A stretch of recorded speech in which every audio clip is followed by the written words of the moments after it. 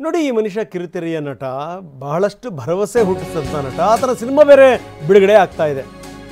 ಈಗ ಆತನ ವಿರುದ್ಧ ಪೊಲೀಸ್ ಠಾಣೆಗೆ ದೂರು ಸಲ್ಲಿಕೆಯಾಗಿದೆ. ಕಾಮಿಡಿ ಕಿಲಾಡಿ ಶೋ ಮುಖಾಂತರ ಮಿಂಚಿದ್ದಂಥ ಮಡೇನೂರು ಮನು ವಿರುದ್ಧ. ಕಿರುತೆರೆ ನಟಿಗೆ ಈತ ಕಿರುಕುಳ ಕೊಟ್ಟಿದ್ದಾನೆ ಅನ್ನುವಂಥ ಆರೋಪ. ನಾಳೆ ರಿಲೀಸ್ ಆಗ್ತಾ ಇದೆ ಆತನ ಸಿನಿಮಾ ಕುಲದಲ್ಲಿ ಕೀಳೆ ಆಗುವುದೋ ಸಿನಿಮಾ.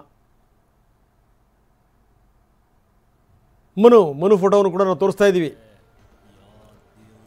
ಕಿರುತೆರೆ ನಟಿ ಪೊಲೀಸ್ ಠಾಣೆಗೆ ದೂರು ಕೊಟ್ಟಿದ್ದಾರೆ. ಈತನ ವಿರುದ್ಧ ಪ್ರಕರಣ ದಾಖಲಾಗಿದೆ. ಕಾಮಿಡಿ ಕಿಲಾಡಿಗಳು ಶೋ ಮುಖಾಂತರ ಮಿಂಚಿದಂಥ ನಟ ಮಡೇನೂರು ಮನು.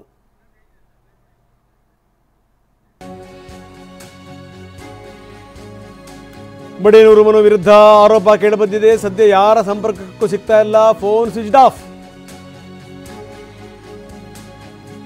ನಿನ್ನೆ ಸಂಜೆವರೆಗೂ ಕೂಡ ಸಿನಿಮಾ ಸಂದರ್ಶನಗಳಲ್ಲಿ ಭಾಗಿಯಾಗಿದ್ದಂಥ ಮನು ಇದ್ದಕ್ಕಿದ್ದಂಗೆನೇ ಈಗ ಸ್ವಿಚ್ ಆಫ್ ಮಾಡಿಕೊಂಡಿದ್ದಾರೆ. ಯಾವಾಗ ಆರೋಪ ಕೇಳಿಬಂತೋ, ಆರೋಪ ಕೇಳಿ ಬಂದ ತಕ್ಷಣ ಆತ ಸ್ವಿಚ್ ಆಫ್ ಮಾಡಿದ್ದಾರೆ.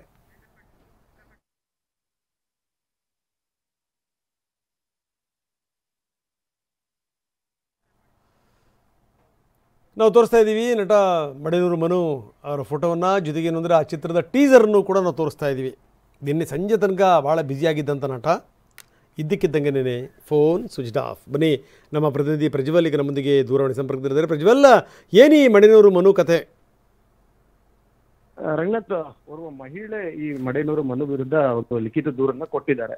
ಅಂದ್ರೆ ಅನ್ನಪೂರ್ಣೇಶ್ವರಿ ನಗರ ಪೊಲೀಸ್ ಠಾಣೆಗೆ ದೂರನ್ನ ಕೊಟ್ಟಿದ್ದಾರೆ. ಆ ದೂರಿನಲ್ಲಿ ಆ ಮಹಿಳೆಯ ಉಲ್ಲೇಖವನ್ನ ಮಾಡಿದ್ದಾರೆ. 2018ನೇ ಇಸ್ವಿಯಿಂದಲೂ ಈತ ತನಗೆ ಪರಿಚಯ ಇದ್ದ.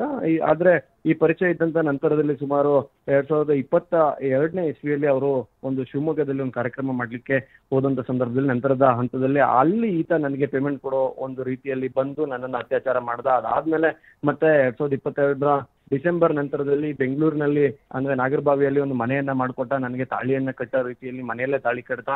ಅದಾದ್ಮೇಲೂ ತನಗೆ ಅತ್ಯಾಚಾರವನ್ನ ಮಾಡಿದ್ದಾನೆ, ಮತ್ತೆ ಗರ್ಭಪಾತವನ್ನ ಮಾಡಿಸಿದ್ದಾನೆ, ಮತ್ತೆ ಆತನ ಸಿನಿಮಾ ಮಾಡ್ಲಿಕ್ಕೋಸ್ಕರ ತನ್ನಿಂದ ಹಣವನ್ನು ಪಡ್ಕೊಂಡಿದ್ದಾನೆ ಅನ್ನೋ ಒಂದಷ್ಟು ಅಂಶಗಳನ್ನು ಉಲ್ಲೇಖ ಮಾಡಿ ಒಂದು ಲಿಖಿತ ದೂರನ್ನ ಅನ್ನಪೂರ್ಣೇಶ್ವರಿ ನಗರ ಪೊಲೀಸ್ ಠಾಣೆಗೆ ಕೊಟ್ಟಿದ್ದಾರೆ. ಆ ಒಂದು ಲಿಖಿತ ದೂರಿನ ಅನ್ವಯವಾಗಿ ಪೊಲೀಸರು ಪ್ರಕರಣವನ್ನ ದಾಖಲು ಮಾಡ್ಕೊಂಡಿದ್ದಾರೆ. ಪ್ರಕರಣದಲ್ಲಿ ಅತ್ಯಾಚಾರ ಪ್ರಕರಣವನ್ನು ದಾಖಲು ಮಾಡ್ಕೊಂಡಿದ್ದಾರೆ. ಹೀಗಾಗಿ ಆತನ ವಿರುದ್ಧ ಕೇಸ್ ದಾಖಲಾದ್ಮೇಲೆ ಆತನ ಹುಡುಕಾಟ ಮಾಡುವಂತ ಕೆಲಸವನ್ನು ಮಾಡ್ತಿದ್ದಾರೆ. ಆದ್ರೆ ಒಂದು ನಿಮಿಷ ಹಾಗೆ ನೀವು ಸಂಪರ್ಕದಲ್ಲಿರಿ. ಅವರ ವಿರುದ್ಧ ಈಗ FIR ದಾಖಲಾಗಿದೆ. ಅದರ ವಿವರಗಳನ್ನು ನಾವು ನಿಮಗೆ ಕೊಡ್ತಾ ಇದ್ದೀವಿ. ಕಿರುತೆರೆ ನಟಿಗೆ 2 ಬಾರಿ ಅಬಾರ್ಷನ್ ಮಾಡಿಸಿದಂಥ ಆರೋಪ ಸಂತ್ರಸ್ತೆ ಅದನ್ನು FIRನಲ್ಲಿ ಉಲ್ಲೇಖ ಮಾಡಿದ್ದಾಳೆ. ಒಂದೇ ಸಿನಿಮಾದಲ್ಲಿ ಇಬ್ಬರು ನಟಿಸ್ತಾ ಇದ್ವಿ, ಕೆಲಸ ಮಾಡ್ತಿದ್ದಂಥ ಸಂದರ್ಭದಲ್ಲಿ ಇಬ್ಬರ ನಡುವೆ ಪರಿಚಯ ಆಯಿತು, ಪರಿಚಯ ಪ್ರೇಮಕ್ಕೆ ತಿರುತ್ತು. 2 ಬಾರಿ ಗರ್ಭಿಣಿಯಾಗಿದ್ದೆ, ಅಬಾರ್ಷನ್ ಮಾಡಿಸಿದ್ದಾರೆ ಅನ್ನುವಂಥ ಆರೋಪವನ್ನು ಆಕೆ ಮಾಡಿದ್ದಾಳೆ. Prajwal, please continue.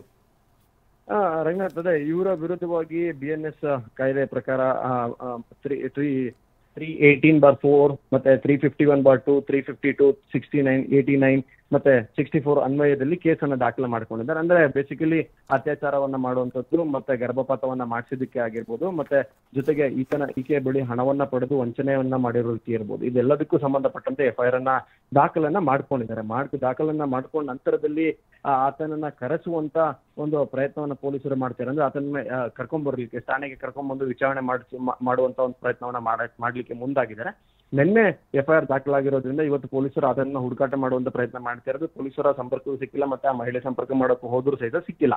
ಆತನನ್ನ ವಶಕ್ಕೆ ಪಡೆದು ವಿಚಾರಣೆ ಮಾಡಿದ್ರೆ ಒಂದು ಸಂಪೂರ್ಣವಾದಂತಹ ಸತ್ಯಾಂಶ ಗೊತ್ತಾಗುತ್ತೆ. ಇಲ್ಲಿ 2 ರೀತಿಯಲ್ಲೂ ಪೊಲೀಸರಿಗೆ ಕಂಡು ಬರ್ತದೆ. ಏನಂತಂದ್ರೆ, ಮೊದಲನೇದಾಗಿ ಇದು ಆಕೆ ನೀಡಿರುವಂತಹ ದೂರಿನಲ್ಲೇ ಕಂಡುಬರುವಂತ ಅಂಶಗಳು ಅಂದ್ರೆ ಆಕೆಯನ್ನ ಸಹನಟಿಯಾಗಿ ಪರಿಚಯ ಮಾಡಿಕೊಂಡು ಈತ ಬಲವಂತವಾಗಿ ಅತ್ಯಾಚಾರವನ್ನ ಮಾಡಿ ನಂತರದಲ್ಲಿ ಮದುವೆಯನ್ನೂ ಆಗಿದ್ದಾನೆ ಅಂತ ಹೇಳಿ ಆಕೆಯನ್ನೇ ಹೇಳಿರೋದ್ರಿಂದ ಯಾವ್ಯಾವ ರೀತಿಯಾದಂತಹ ಸಂಪರ್ಕ ಇತ್ತು, ಸಂಬಂಧಗಳಿತ್ತು, ಮತ್ತೆ ಇವ್ರ ನಡುವೆ ಏನೇನಾಗಿತ್ತು, ಮತ್ತೆ ಈಕೆ ನೀಡಿರುವಂತ ದೂರಿನ ಉಲ್ಲೇಖಗಳಿಗೆ ಸಂಬಂಧಪಟ್ಟಂತೆ ಈಕೆ ಏನೆಲ್ಲ ಸಾಕ್ಷಿಗಳನ್ನ ಕೊಟ್ಟಿದ್ದಾಳೆ, ಇದೆಲ್ಲದನ್ನು ಪೊಲೀಸರು ಪರಿಶೀಲನೆ ಮಾಡ್ಬೇಕಾಗುತ್ತೆ. ಆದ್ರೆ ಎಲ್ಲದಕ್ಕಿಂತ ಹೆಚ್ಚಾಗಿ ಓರ್ವ ಮಹಿಳೆ ದೂರನ್ನ ಕೊಟ್ಟಂತ ಸಂದರ್ಭದಲ್ಲಿ ಆರೋಪಿತ ವ್ಯಕ್ತಿಯನ್ನ ವಶಕ್ಕೆ ಪಡೆದು ವಿಚಾರಣೆ ಮಾಡುವಂತ ಕೆಲಸ ತ್ವರಿತಗತಿಯಲ್ಲಿ ಆಗ್ಬೇಕು. ಈಗ ಸದ್ಯ ಪೊಲೀಸರು ಆ ಪ್ರಯತ್ನವನ್ನೇ ಮಾಡ್ತಿದ್ದಾರೆ.